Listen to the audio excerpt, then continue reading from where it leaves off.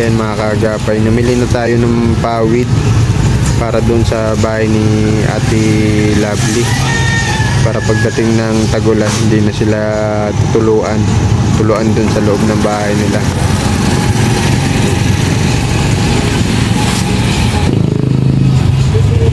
Sa mapagpalang araw po sa inyong lahat mga kaagapay, muli nagbabalik ako po inyong lingkod, si Kaagapay Mark.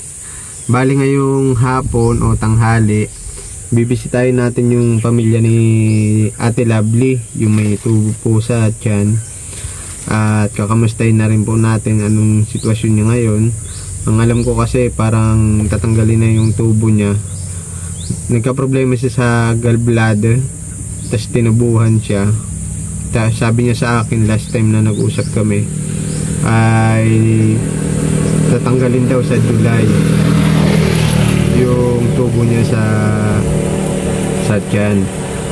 Bali ngayon araw po may nagpadala po kasi si Ma'am Adela, yung shout out po kay Ma'am Adela. God bless you po sa inyo ma'am at sa inyong family. Sabi niya sa akin kabilin-bilinan niya ay bumili daw tayo ng pawid para hindi natuluan doon sa bahay mismo nila Ate Lovely. At kung may sobra, ibili na lang daw natin ng gatas.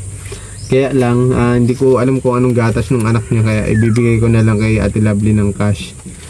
So yun lang po, samahan niyo ako ngayong hapon. At please huwag niyo pong kalimutan i-subscribe itong YouTube channel ko po, Kaagapay Mark.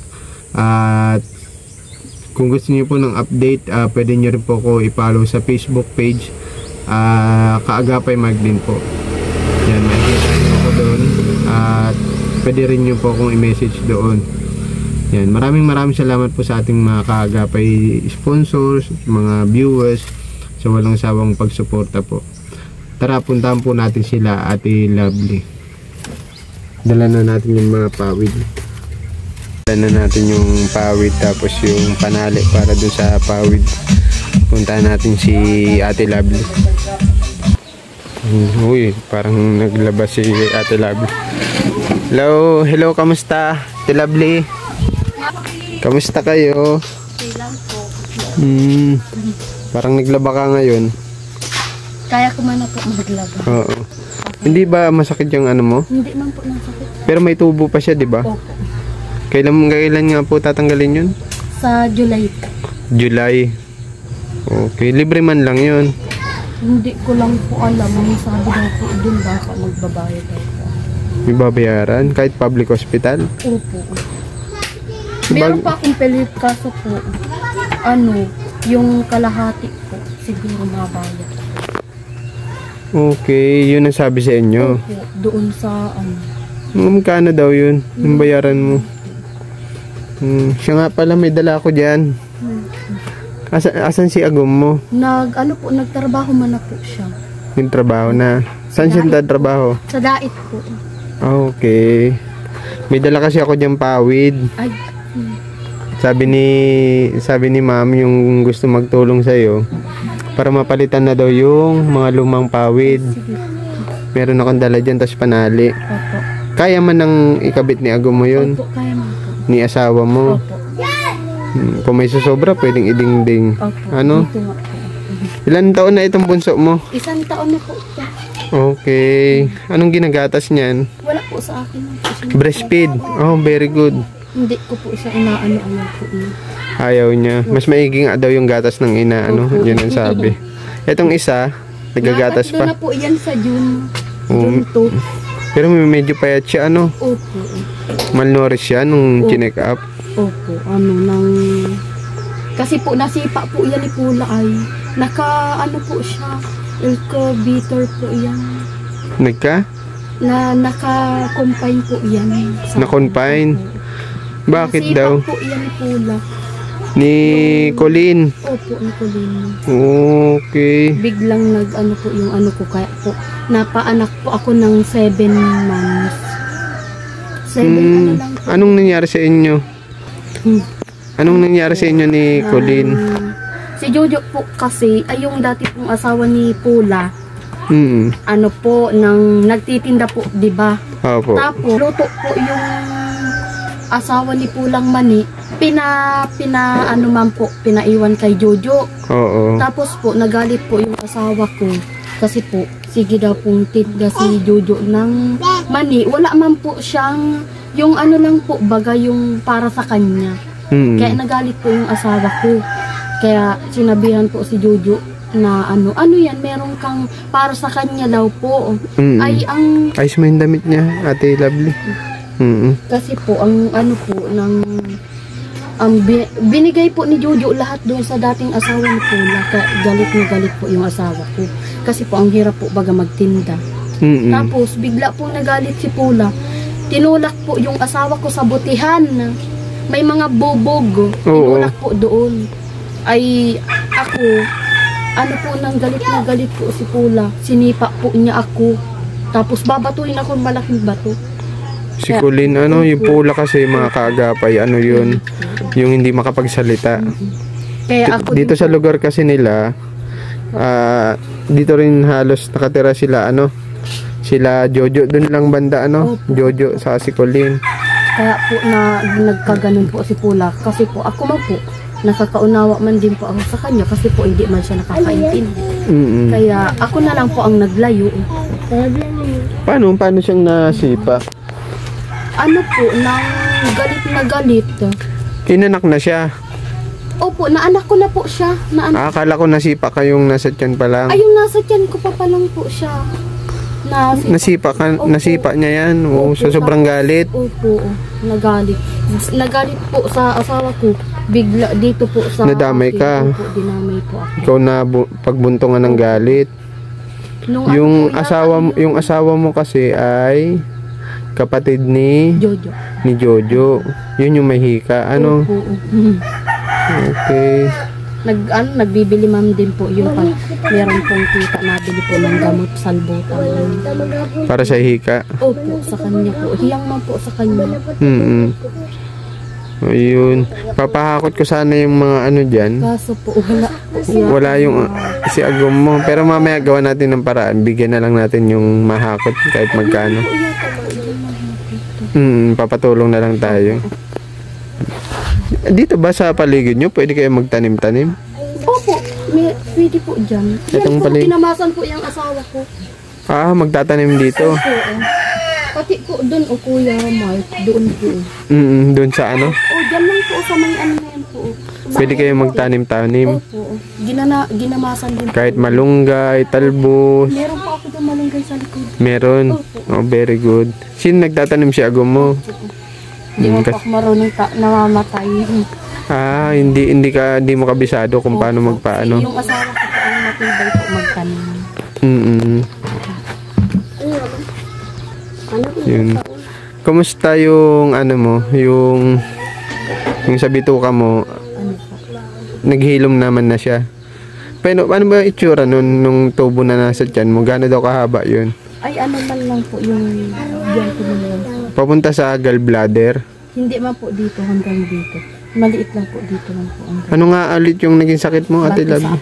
Bato sa abdo, tinanggalan ka? Opo. Saan mo daw nakuha yun? Yung mga mahilig sa mga chicheria, sa mga barbecue po, baga ang barbecue po, baga madumi. Doon po ako nagkaano. Mahilig ka magkain nun? Opo. Yung masyado po, bagang hindi nalilinisan. May mga madudumi po, baga doon. Lalo na mga isaw po, baga. Paano yung pagkain nyo ngayon? Kamusta yung pagkain nyo? Nakakain pa naman kayo 3 beses sa isang araw? Wala na nga po. Wala na? Natrabaho pa lang po ngayon yung asawa ko. Anong trabaho niya ngayon? Contraction po, riprap. Okay. Riprap po siya.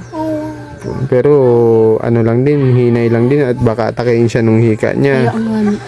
Sobrang init ng panahon. Kahapon nga po, hindi siya nagpasok kasi po hinihika na naman po. Hinihika na naman siya. Dalawa man po siyang magkasama, dahil din po naglaog nagpahingalo, pagal din po. Pagal, pagod yung kasama niya. Tapos po, ngayon lang po siya nagpasok talaga. May bibigay ako sa'yo dito. Ha? Pinabibigay ito ni Ma'am Adela. Ito. Yung sobra doon na sukli doon sa pagbili ng pawid. Salamat po. Kay Ma'am Adela. Kay Ma'am Adela po. Maraming salamat po. sa nagbigay po. Pag may time si agom mo, Linggo po ang wala pong ano. linggo. Opo. Oo, palitan niya na ito. Opo. Ano? Opo. Siya man ata rin na nagkabit niyan. Opo, siya din po ang naggawa nito. Very good. Opo. Para at least kahit papano maaliwalas na lalo. At syempre pagdating ng tag-ulan, hindi na kayo tuluan dito. Saan ba banda dyan to natulo? Dito po, banda po dito, tapos dito din po. Oh, yung iba pinagtabing na lang na yero, ano? Opo.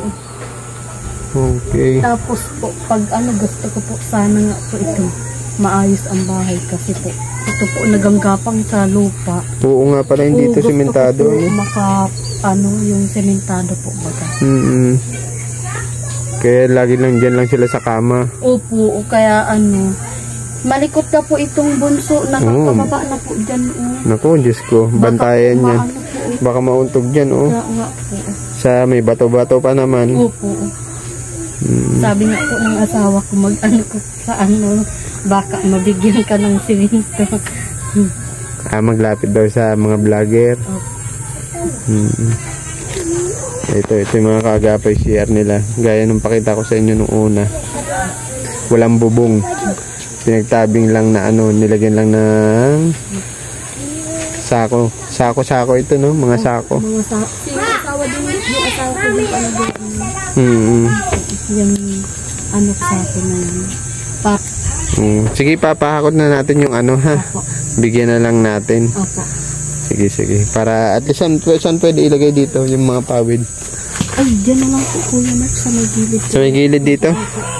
Okay. Kusina nyo ito?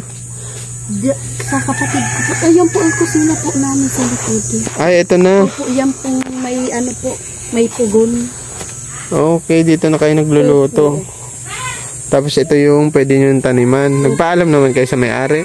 Opo, nagpaalaman po kami kasi hindi pa man po baga po yan tinitirahan. Nilinisan po yun ang asawa ko. Very good. Para at least may aanihin kayo pag no. Meron na po kami dyan malunggay ito po. Dami na po sa likod. Okay. Ito na, dito na kayo naghuhugas. Opo, iyan po. Saan kayo nag-iigib? Ayan po, dyan po. Yung tubig dyan, yung binabayaran? Opo, 3 lang po ang isa. 3 isang timba. Okay. Mga pawid na binili natin. Mahal na ng pawid ngayon. Opo, mahal na po ba? Dito naman sa inyo, wala nabibilan. Ano? Opo. Sa sentro pa mismo ng diet ako nagbili niyan eh. Mahal na po. Mahal, oo. Pag po, baga mura lang yan. Ngayon, mahal na. Si Agum mo na bahala, Sana pagbalik ko sa mga susunod na ikabit niya na, Para matuwa naman si Ma'am at nakita niya siya kasi nagpabili niyan, si Ma'am Adela. Sabi niya kung pwede mapalitan na ng pawid itong mga luma niyo. Oo. Okay na? Ito. Jo. Ate kayo ha. Ayun. Paano mapunta na din ako ha? Isa pa pala sa problema mo yung yung may babayaran. Kaya nga po, sana po. July, anong eksaktong July daw yun? Basta pinapapunta po kami dun. Basta daw po July. Okay. May mensahe ka ba kay Ma'am Adela? Opo, mapasalamat. Ma'am Adela, maraming salamat po sa naitulong niyo po sa akin. Maraming salamat po. Sana po matulungan niyo pa po ako. Mapaayos pa po ang aming bahay. Yun lang po, maraming salamat. Ingat kayo. Kuya Mark din po, maraming salamat. Walang anuman. Ingat kayo palagi ng mga anak mo ha. God bless you sa inyo at mahirap. Uso ang sakit ngayon sa mga bata ha. Lalo mainit ang panahon, sobrang init. Ingatan mo yung mga anak mo. Siyempre, ikaw kagagaling mo lang sa operasyon. So yun lang ha. Ingat kayo palagi. God bless you sa inyo. Thank you so much po kay Ma'am Adela. Yan, God bless you always po ma'am at sa inyong family po.